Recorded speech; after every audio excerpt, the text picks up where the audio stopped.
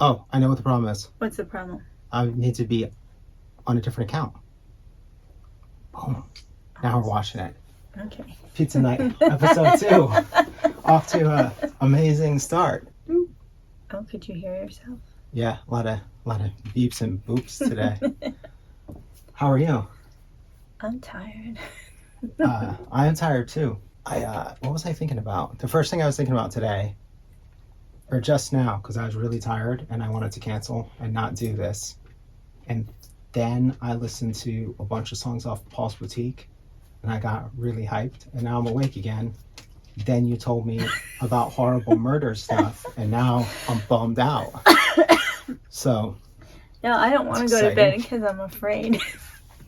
Horrible murder stuff is the one thing that will keep me awake. That's a bummer. I feel like we shouldn't discuss the horrible murder stuff because it's especially to no one's benefit. It's in our own city, so no one likes horrible murder things.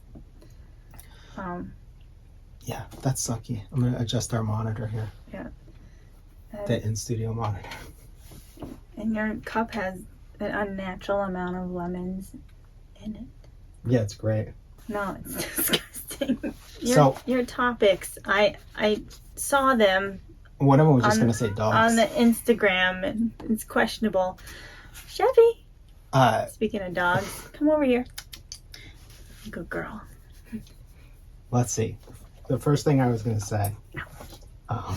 You were tired. Oh, so in last week's episode number 1, we talked about Kim freaking herself out with however she freaked herself out, and normally she sleeps in pitch black. And I walk in and it's like bright as ghost day. Stories. Yeah. Oh, this is a theme. Ghost stories. Ghost stories and now murderers. So what will next week's theme be of how I stay awake at night?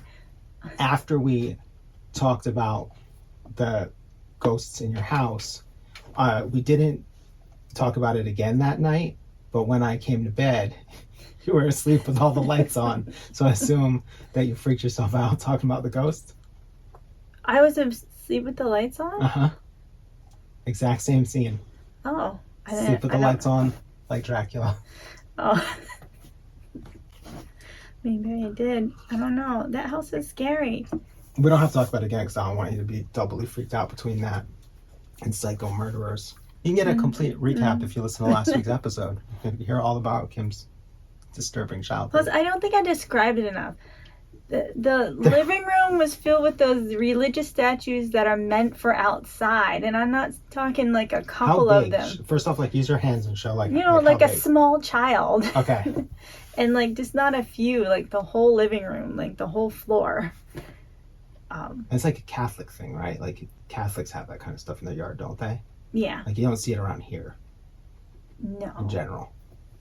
No, I've seen a couple, maybe. Yeah, a couple. But I feel like if I was driving through New Bedford, I'd see a bunch. Yeah, we have a big Portuguese community, and they tend to be Catholic. And they were all over the place on that first floor, just like all over the living room? No, they're just filled. I don't know why, just the living room was filled. Is it like in movies where someone has to sleep in the creepy room with all the dolls and there's just like shitloads of dolls everywhere? Just that room had those religious statues, but every room had those graphic pictures of Jesus with the bleeding hearts. Getting messed up.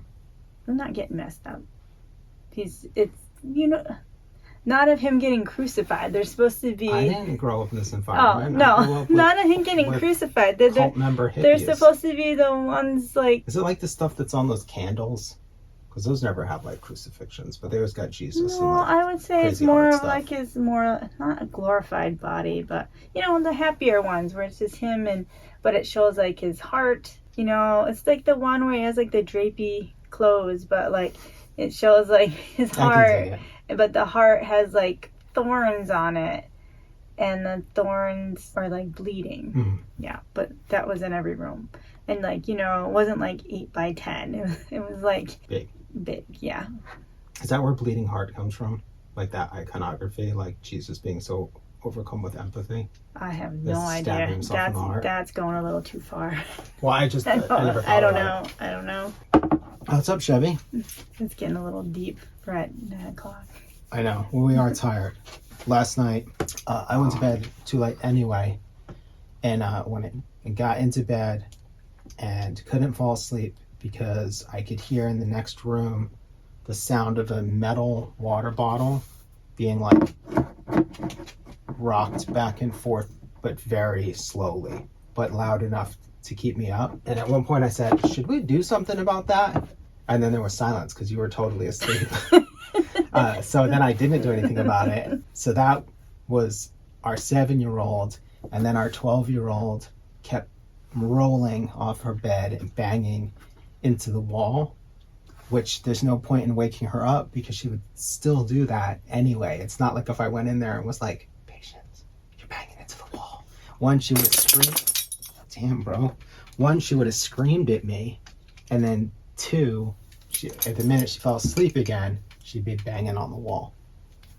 So, not She would have great. screamed at you when I go in there to wake her up in the middle of the night. She goes, Mama, because she doesn't know like, What's going on. Yeah, and then Chevy, leave that alone. Stop licking everything, dude. So you chicks are going for a walk now. So what do you want to talk about? Oh no, let me look at your list here. All my stuff is about Let's see. depressing Good things. at art, bad at life. Should we read the potential topics for the evening? Okay. Number 1.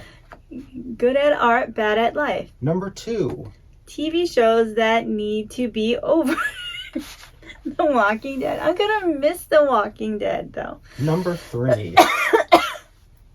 Drugs that make you nice. Number 4. Leave it. When is this us or US?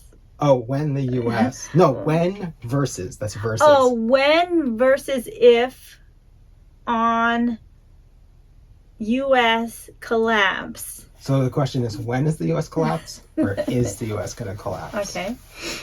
Making songs using the dishwasher. Which you witnessed the other night. Yeah, that is a topic only you can speak of. Okay. The genius of Norm MacDonald. You are still mourning him. I'm still mourning Norm MacDonald big time. Never Stop. leaving the house again. She was like, never leaving the house again since I have to leave the house tomorrow, and I really don't want to. Well, you gotta leave the house sometime. I mean, I left the house today. I know. I did look out the window as you left the house to make sure there were no carjackers as you got in the car. Yeah. I don't know if it's like this in all urban areas or not, but certainly in Minneapolis over the last year and a half, we at one point were spotting each other when we had to get in the car to leave. So someone would watch from the kitchen window and just make sure the other party didn't get carjacked. It's 6 a.m. or something like that on a snowy, beautiful day. What are some other habits we've had to pick up? If you open the hatchback of a car, always do a full kind of situational analysis, a broad sweep of your environment, to make sure you don't get knocked over and then carjacked. Well, the other thing is when you have children in the car that you all get out of the car in unison, and the kids don't do the thing where they just leave the car door wide open. Oh yeah, no blindly jumping out of the car either. Yeah, and I will point out that we live in like a nice area or whatever, but we live in like a middle class area, I think. Yeah, but like when you read about like the crime, that's like kind of crazy, in how like the carjackings, the car, I don't know how a proper way to say it, but how the carjackings are happening. The armed requisition of vehicles. We did live on a street where our neighbor was carjacked and shot 3 times in the face. It's multiple people carjacking you or boxing you in and carjacking you. That's why, NomDevs has end of times questions on here. So I have to go to the dentist tomorrow. Totally normal thing. In a part of town where what used to be the biggest problem is mildly annoying panhandlers near the McDonald's, and you could actually just avoid it. But now, as my friend was saying yesterday that lives in the part of Minneapolis uptown where the dentist is. And he was describing his vision of what all of Minneapolis and most cities will be like. And it'd be like, you know, you won't see anyone, and the people you see will be armed. All the businesses have mostly cleared out. Like even our dentist, I'm like, why are they still there? Why haven't they moved? It's basically like a ghost town. I'm not worried that anything will happen parking my car and walking to the dentist at 2:30 in the afternoon, but I can't be stupid enough to think that there's no possibility that some dumb shit will happen. Good news is there's no one there. Yeah. It's like... But it's kind of a bummer when you go there and you're going to see, like, where all that stuff went down with the marshal, and it's all... Oh, that parking garage. But there is no, like, armed military guards there anymore, at least when I was there. But there's also, like, a ghost town. Yeah, it actually reminds me of what the warehouse district in this, like, sort of edge of North Minneapolis used to be like in the early thousands, where... But it's just that block. People. If you go down, like, a block, you know, there's still, like, condos, there's still stuff. It's just, like, that block is, like, dead. Businesses have left. I know, it's just weird. You'll see when you go. You haven't been in Uptown in a while. It's just different. Other parts are coming back. You'll see. Yeah, I'm very optimistic. Are we gonna eat these things? I don't know if I'm ready to yet because I ate too much pizza. Oh, well, that's your fault. I'm looking in the wrong thing. What is this section here that says drugs that make you nice? So this morning, after my terrible sleep, I woke up to various parties yelling and snapping at each other. Who was yelling and snapping? Noelle was already yelling "shut it" at everyone. Oh, yeah. Noelle. And Patience, so Noelle's our youngest kid. Patience was on edge. I woke up, asked them to stop yelling. Noelle yelled "shut it" at me. Oh, you know why everyone was in a bad mood? Because this is what always happens. It's because I decided I wanted to take a shower, and the world falls apart when I need to shower. But the funniest thing was that, so it was going on for a while, and I thought that I thought Noelle's drugs were no longer working because she was seeking. She said this morning to everyone was "shut it" in varying volumes and tones, and "fine, you want to die, I'll make you die," like her threats. And then you said, "Can you please take your pills so that you can have your manners?" Oh, yeah. And that was pretty great. Well, yeah, because I wanted to get in the shower, and she needed to take her meds, but she wanted to take her meds with breakfast, but she didn't want to have breakfast yet, you know, and you see the problem, and I didn't have time to sit around to wait for her to feel hungry, you know, because she wanted me to wait to take my shower until she wanted to eat this whole spiral, and I was like, I need to get in the shower now, and she's just like... And she literally takes pills and gets manners. It's like, I thought the drugs had stopped working because it was kind of late. No, that's why I wish, like, you could slip her drugs in the middle of the night so that she could wake up in a good mood. Yeah, because she "shut it," and then when she was like in a slightly better mood, she's like "shut it." Like, there's just different ways of saying "shut it." She was so rude this morning, but then it was great. She took her pills. I know. At first, there's a transitional period where she's taking them, but she's still mean. and then like 15 minutes later, she's in a good mood. And you just think like how amazing it is that you can just pop a pill and be like and be like. Well, nice your grandma used to call them her happy pills. Remember? Yeah. The other thing, and this is like the downside of this that always worries me, is that like her only being 7 and like having to be on various drugs is like, if she wasn't on them, life would be a nightmare for everyone. It'd be stop. It'd be a nightmare for her. It'd be a nightmare for us. Like, nothing would be good. So that's untenable. But then I just worry about like her being a kid and having to be on all these drugs for a while, and just like her liver and stuff like that. That kind of sucks. Well, that's why she just had that blood draw, and everything is great. That's true. If only the drugs made her amenable to blood draws. that would make life even better. I know. I was trying to have a conversation with her in the car, and I was like, someday you're going to have to get a blood draw, without nitrous and without, 4 nurses. Yeah, we had to go get a blood draw, which, like, for an adult or even for, like, a kid that can handle it, is an in and out job. Like, you barely need an appointment. You can just kind of, like you have to let them know you're going to be there. And in the days of COVID, it's different. But in general, you can just, like, sneak in and out. It's like they do it. It takes, what, 5 minutes? It's really fast. Yeah. Like, if you get multiple vials, it's fast. I heard they only need 1.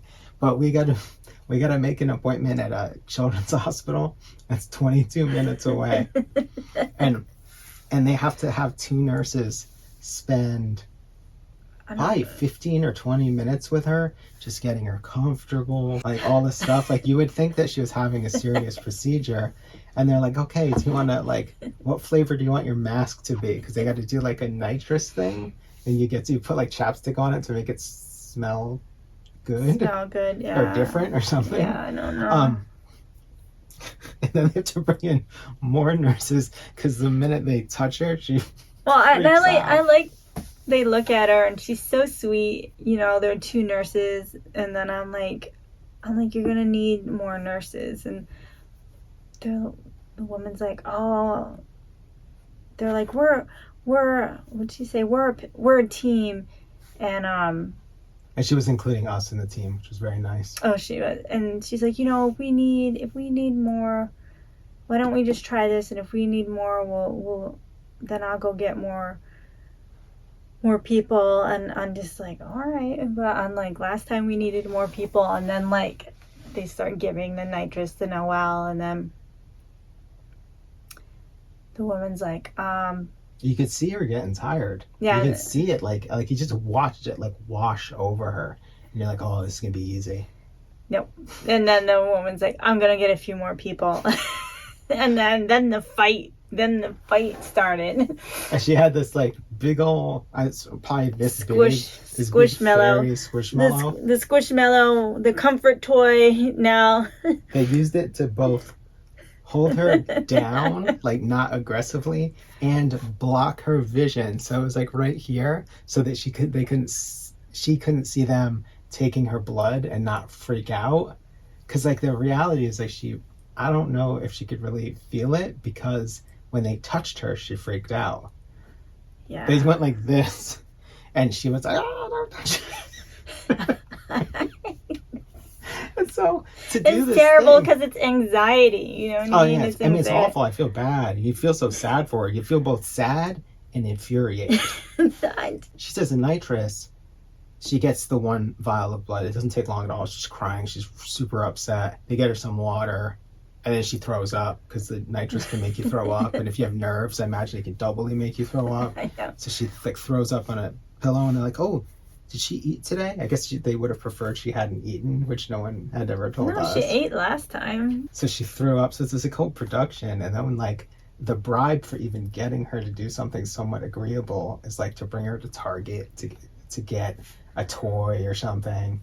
So all told, this thing that could be done within a 45-minute chunk of your day, she didn't get to school till 12:30. 12:30, yeah. 12:30. I didn't get to work till 11:30, 11, something like that. I know, and our other child didn't get to school until 11:30 because we had to leave so early. Yeah, we had to leave so early, go to this appointment that there was no reasonable place we could drop our other child off to get her to school, which is, like, ridiculous. But whatever. So drugs that make you nice.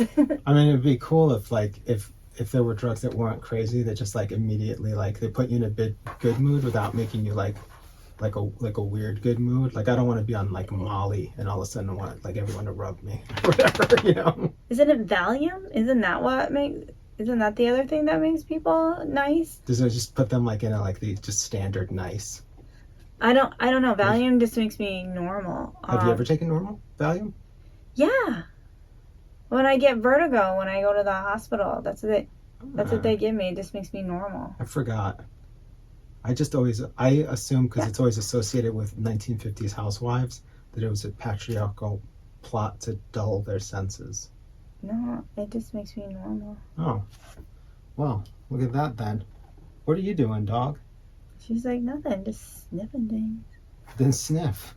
Should we try our delicacies for the evening? Sure. We've learned some lessons from last week. I didn't unwrap these, unfortunately. What do we got here? So is this mint? Or I is don't it even just think green? it's flavored. I just think it's green. So we've got, get up in there, these like half green Reese's peanut butter cups. Which I guess I give them props for not doing like a weird flavor. I don't know. They're just green. Like, what flavor could you do for Halloween? For Halloween, that was green. You could do a candy corn flavor. That'd be weird. That would That'd be weird. disgusting.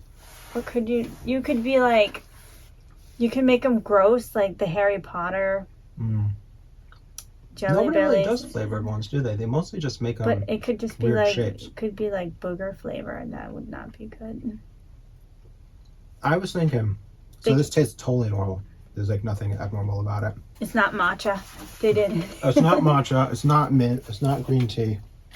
I swear, like you look at the packaging, and you'd think that it might be somewhat exciting, but it's not exciting. It's not exciting. No. It's not. It doesn't taste Franken. No, and here's what I've realized. So all the novelty Reese's peanut butter cups, they suck because they have the wrong proportions of chocolate to peanut butter. No, the best Reese's are the ones that are stuffed with the Reese's Pieces. Those are my favorite. Those are good, but like we could have got like pumpkin shaped ones. They're not good. They don't have enough chocolate. And now what I think I've come to realize is the absolute best ones are the little tiny ones that come in Christmas like stuff. The ones that are like yay big. Because they got more chocolate. Yeah, and I used to think that these were the best, but they're not. I'm not even sure I like these anymore. I might be over it. After 44 years, I'm over it. So you're losing your junk food. That's candy number one. No taste test there because it tasted like Reese's peanut butter cup. But I bet the food coloring is going to give me a headache later. You're gonna have a migraine. You're gonna start sweating from the sugar. Chevy's big and hard. She's been really hard. She's like, give me that Reese's peanut butter cup. Oh man, she's super big in for that. Can she lick this? She won't die, no, right? I don't know. I thought dogs aren't supposed to have chocolate, but is it even real chocolate? She's not interested. She's scared. Yeah, she knows that's She's not. scared. She's like, that's not real chocolate. All right. So let's job number one. I'm going to cleanse my palate with an entire lemon. Look, this Peeps is saying express your personality. Oh, your Peepsonality. I didn't even see that. And then we got Peeps, which I assume all Peeps taste the same, right? Oh, this is not pumpkin spice Peeps. That'd be so dope. So here's this really cute Frankenstein Peep. And what I'm interested in, my scientific method, is do these taste at all different from each other? We should have blew these up in the microwave first. That would have been dope. I used to think that Peeps were disgusting, and I would only get them because I thought it was funny, because they were just like Cadbury cream eggs. Like I legit think Cadbury cream eggs are nasty, but you have to have at least one a season. But I actually think Peeps are great now. It's just a marshmallow covered in sugar. Though, did we get Peeps cookies once, and they were disgusting, right? The Peeps Oreos. Yeah, but they had like weird, crunchy, hard things in them. Oh, they were so gross. There we go. This is just like a normal Peep. Just a normal Peep. It's just Are we saving these for the kids? Yeah, well, one for each actually. It isn't. I don't know if I need the orange one. Does it taste any different? No, it's just a Peep. Can Noelle have these with an expander? You tell me. This is out of my scope of Not really sticky. I don't know. It's really not sticky. No, it's if she not. can eat toast, she can eat this, I'd say. Toast? Yeah, like, because toast, like bread gets all like in your mouth. Mm-hmm. It's not like caramel though. A pretty good dessert. We started this thing, or we're trying to go back to this thing of only having junk food on Wednesdays and Sundays. That's why I made sure I ate some ice cream before I came down here. But I am not doing that at all. I'm completely blowing it and having junk food every single day. I'm not even coming close to achieving it. Even though every time I look in the bathroom mirror, I'm like, dude, you have got to stop eating sugar. But then there's this other thing that we're addicted to organic Doritos. Yeah, Which is fucked see, up. that is your fault because you brought those organic Doritos in the house. And I can't stop buying them because the kids keep. so good. Well, the kids keep asking for them. That's the other thing. Everything is fucked up is all of us have been deprived of Doritos for most of our life because everyone knows they taste good, but that they're awful and they make you feel awful and they give me headaches. Like if I have Doritos, they give me a headache, but not the organic ones. They just give me a stomach ache because I lose my mind and eat so many of them. No, we need a detox. We totally need a detox. And then tonight, I went to pick up our pizzas for pizza night, and the pizza display is right near the weirdo versions of those. It's like this permanent display of just, what is it, Simply Cheetos, organic Doritos. Moose just sent me a message. He said they're called Simply Cheetos, and he's addicted to them. So. See, the kids don't like those. I bought those for them once, and they didn't like them. I don't know why I thought Simply Cheetos so funny. But Simply Cheetos, the organic Doritos, the organic Tostitos, which that doesn't matter to me because the Tostitos taste any different than any other tortilla chip. And organic Lay's. And I thought, well, organic Doritos are amazing. Maybe organic Lay's are amazing. But organic Lay's are just like so Lay's. Is that why you brought home potato chips? Because I was sucked in and I didn't want to get the Doritos. And then I thought, well, the Doritos are awesome. So maybe the Lay's are awesome, but they're just like normal Lay's. No amount of them is satisfying. No. And they cut the shit out of the sides of your mouth. Except that these ones do it even more because each chip is like yay big. No. But I couldn't stop eating them because they don't satisfy you in any way, shape, or form. They're very unsatisfying. And then Noelle thought that bowl that you put out was her personal bowl because she had moved it over. I told her right off the bat. I said those are not all for you; they're for everyone. And she said, "I know that. Shut it." No, I thought that it was good that she thought they were hers. I'm like, good. Then I'm not gonna have any. Oh, it's like a Yeah. It's like an environmental No, blockage. I need to lay off the junk food because nature is not being kind to me, so I don't need to help it along anyways with the junk food. No. I don't think people that our age that don't sleep enough cannot be fucking around with organic Doritos. No. Then we can make ourselves feel better and be like, well, they're organic. No. Or the ice cream. It's only got 5 ingredients. I can eat this. No, it's what you eat, and I mean, typically, I'm usually good, but those Doritos came in the house. It's not good. I can't resist them. Like every time I see the bag, I just want them. Yeah. I'm glad when I went to the store the other day, there was only one bag. And I don't know if you're like this. I don't think that you're like this as much as I am. Like if I do something and then I like it, then I just want to do that regularly. I'd be like, okay, this is what I'm doing now. I eat organic Doritos. That's it. I don't have to make a decision. I don't know if you noticed, it. I put apples out. Because I know you don't like cold apples. I don't like cold apples. So I don't like cold apples. I have apples out. But I just form a habit so easily that once I get in the habit, it's just so hard to it's so hard to break it. Well, no, I'm stuck in this perpetual not being able to go to bed until 1 a.m. I know. And that all started when I started knitting. I started the solo late night knitters club, and I can't get out of it. You know, you're not knitting anymore. Yeah, not knitting anymore, and I'm stuck. Well, it's like I had the really good bad habit of I would watch TV and put records for sale on Discogs, or I'd watch TV, but I'd have headphones on and I'd make music. But it was easier when you used to go to bed earlier. One, because I'd go to bed earlier by default because it's like a shifting. Well, what about thing. when we were gone in the summertime? The girls and I, we were gone for that month. And then when I came home that first night, and then you like shut the TV off at 10 and we're getting ready for bed, and I was like, what? Like you're going to bed at 10 p.m.? I was like, this is unheard of. I might have been being responsible. You had been going to bed at 10. Yeah, I could see that. Unheard of. I mean, in Minnesota in the summer at 10 is even it's bright out. Dark. Yeah. The sun is out and the little children playing on the block. Yeah. Or I would like make songs, but it was easier to do because it feels rude to have watch TV with someone but have your headphones on playing with your phone, even though everyone sort of does that. But then once I stopped doing that, then it was hard to start again.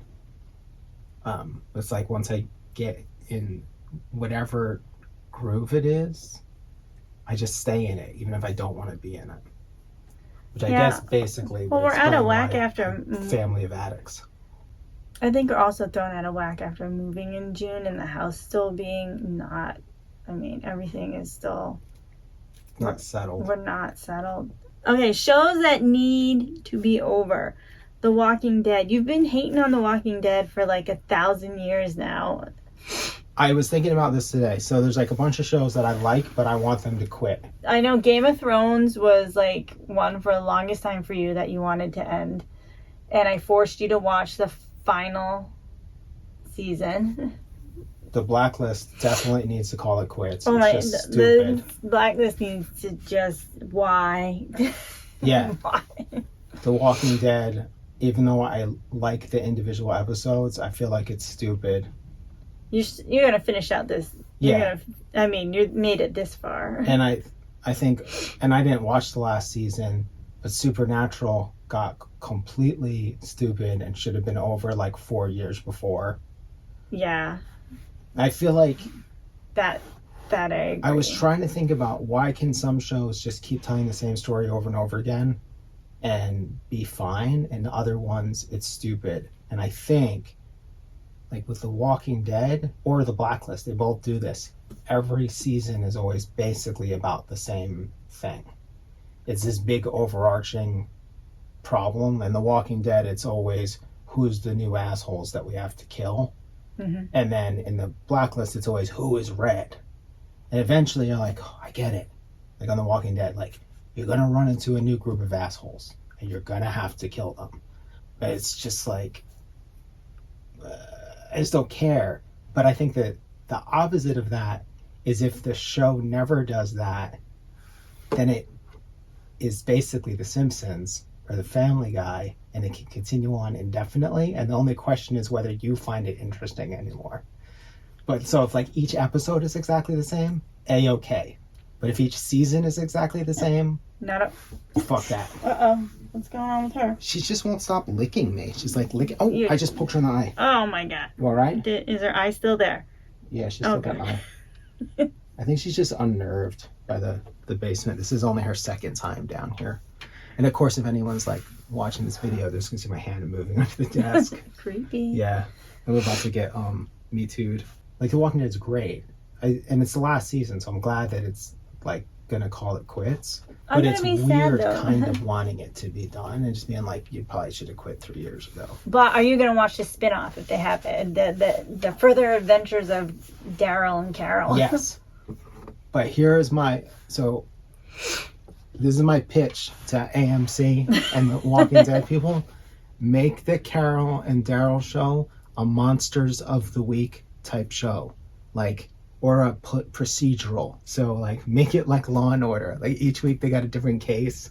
Or let's take another one, Person of Interest. Make it one of those shows where every week they help like one person or one family or kill one monster, and then you never hear from them ever again.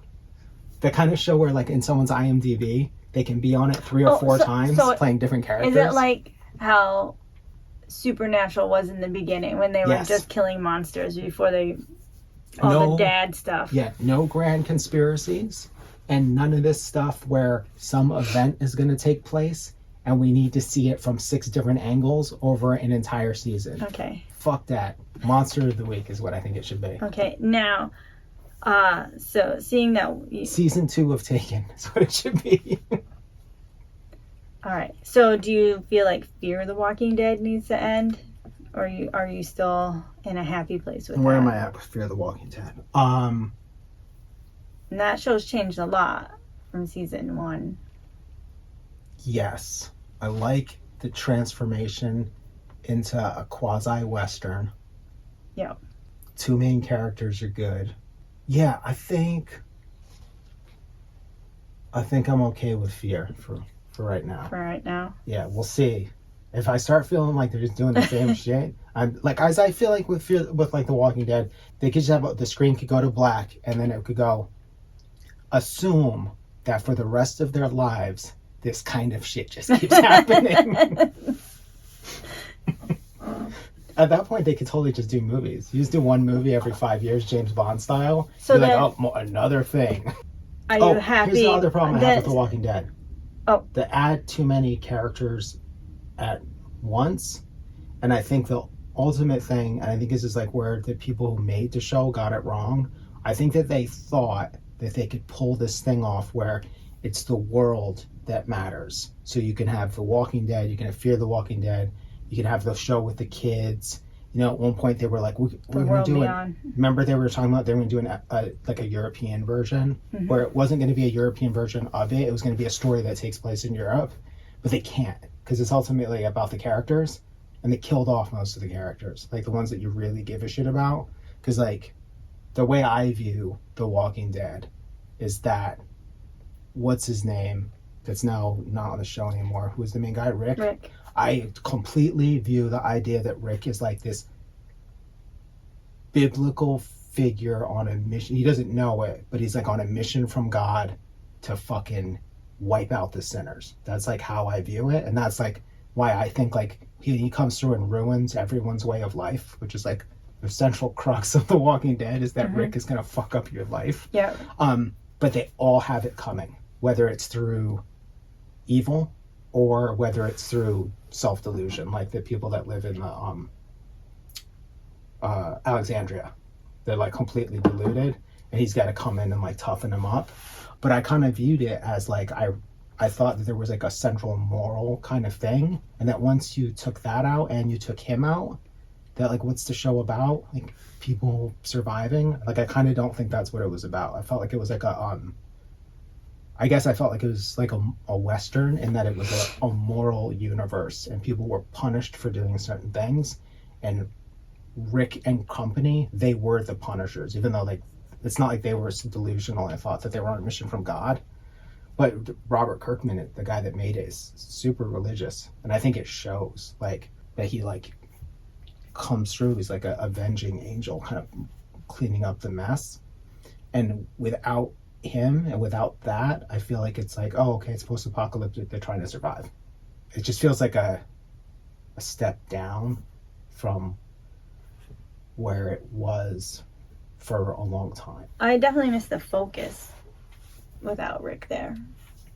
Yeah. Character. I think you can only add so many characters. Like I think the thing that they did for a long time was that they introduced 10 people, but they killed 9 or 11. Yeah. You know what I mean? Like it was like one person made the cut to hang out. And then when they killed off like most of the original cast. Yeah, there's like it's like Carol, Daryl, and the lady that left, who's I can't remember her name, Maggie, right? It's like the only one left. Maggie, and then what is her name? That's like an original one. Oh, Rosita. Yeah, Rosita. Yeah. The priest, what's his name? Gabriel. You can. Oh yeah, he's been around long enough to be an OG. Yeah. And plus, I like the idea that he kind of adds to that avenging angel thing. That like he fucked up, and now he's coming through and representing. I mean, I love that episode with Robert Patrick, one of their weird bonus social distancing episodes where they like get kind of kidnapped by him and Aaron get kidnapped by Robert Patrick, and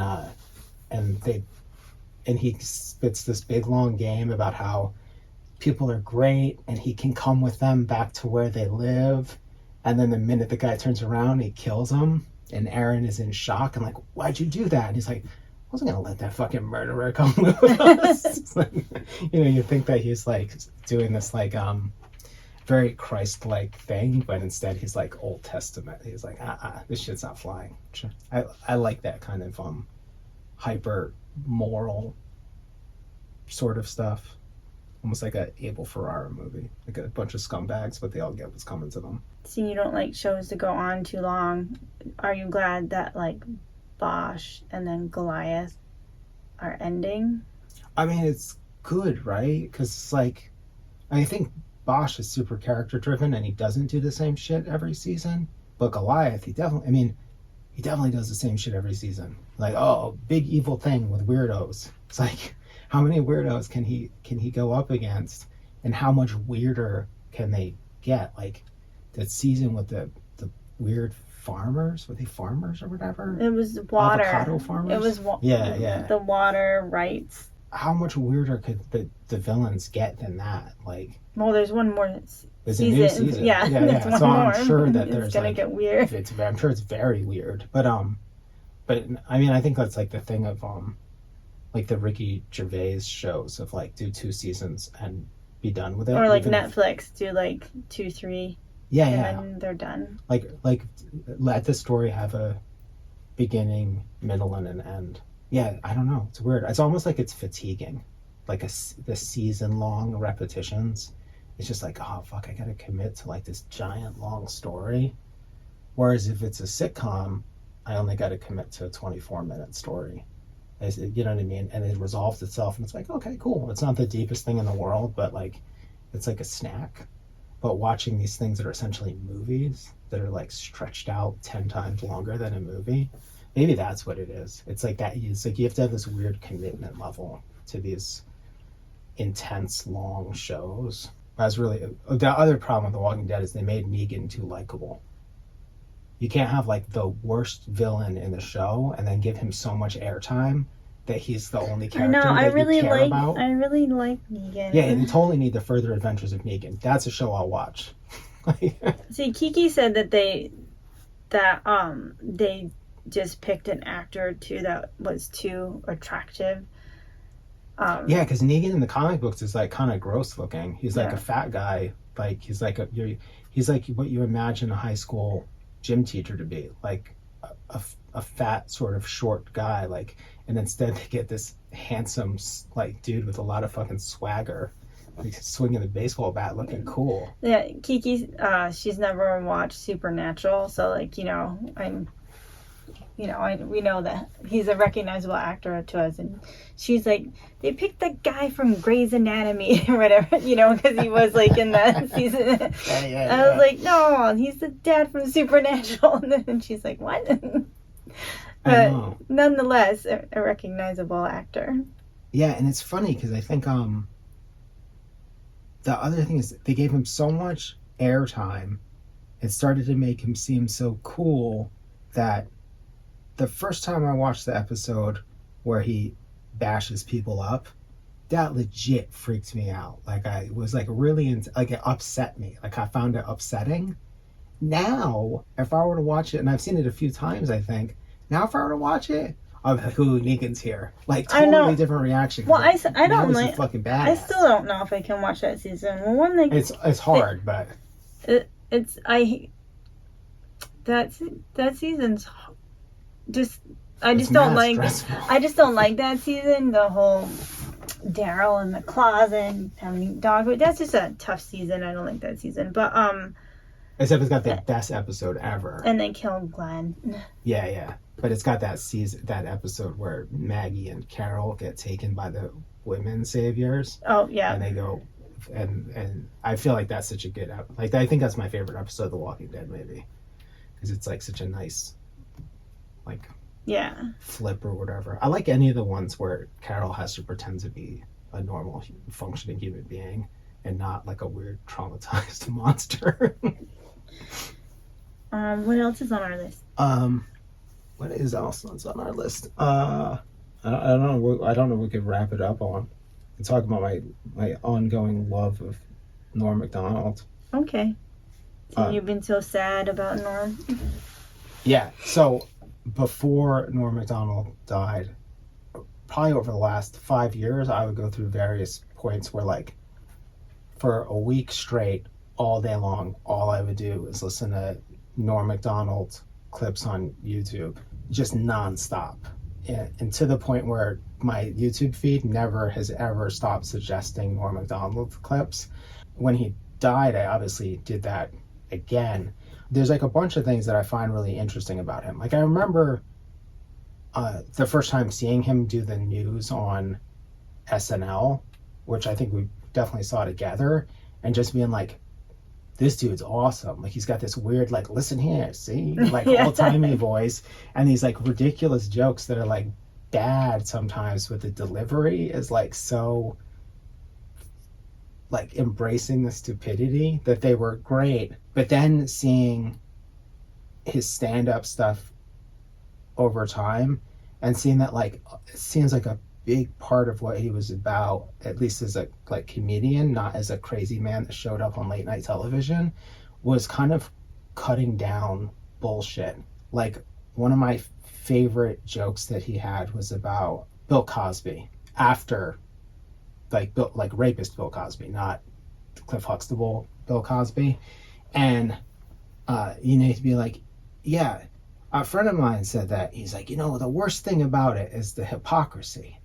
And I thought, I think the hypocrisy is the least of the problems.